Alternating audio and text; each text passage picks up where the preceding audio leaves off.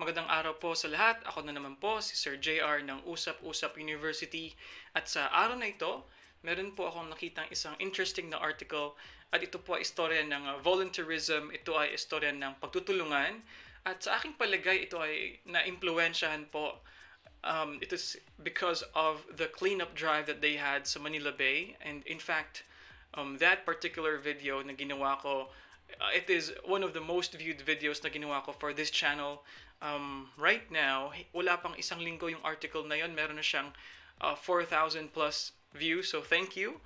And in line with that, in line with volunteerism, so let me share to you this particular article written sa Manila Bulletin. So this is the article na sinulat ni Marie Tonet Marticio, okay?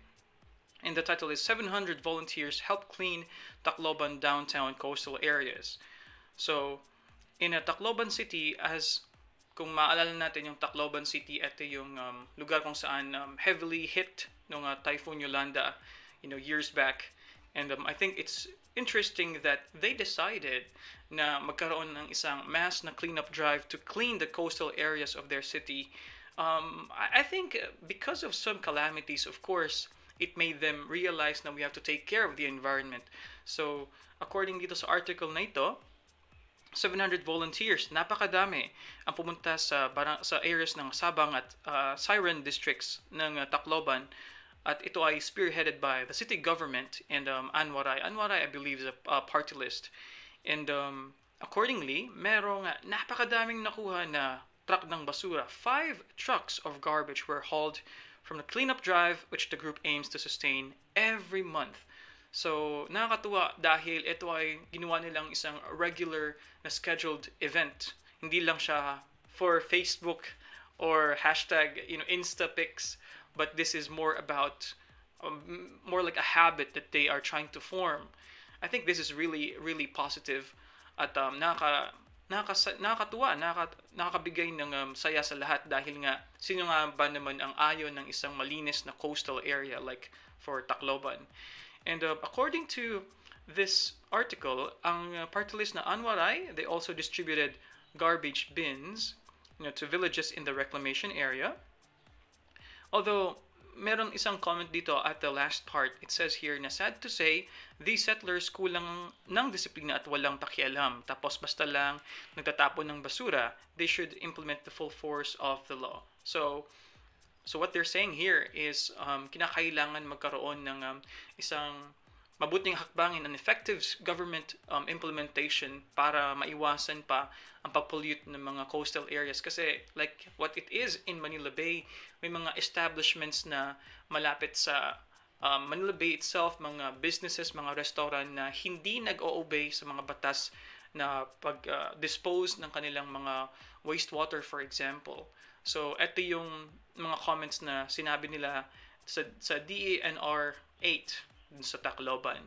But I think ang isa sa mga pinakamagandang takeaway na makukuha natin sa story na ito is on how volunteerism is being rekindled. Nabubuhay yung ating ugali ng pagtutulungan, lalo na sa mga bagay na nagko-concern sa ating kapaligiran. I think this is a very good step, and I will not say na we can take full credit just because of the Manila Bay cleanup, but I feel in some ways, dahil alam natin na gaano karami ang Manila Bay dati, it served as an inspiration for other local governments to do so as well in their own respective local governments.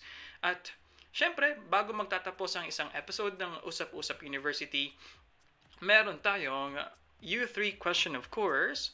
Ang ating U3 questions, I hope you can see in the screen right now. Ano po ang masasabi nyo sa ginawa ng mga taga-Tacloban? At sa aling parte kaya ng inyong komunidad ang sa palagay nyo ay dapat ding magkaroon ng cleanup drive? So, kung ano yung mga opinion natin, ano yung mga views ninyo na dapat i-clean up drive sa inyong komunidad, please comment lang po sa comment box. And we will be picking those interesting answers and we'll be featuring those answers in our next videos in the future.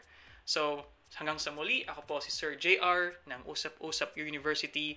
Maraming salamat po sa pagsuporta sa aming channel and see you guys next time. Paalam po.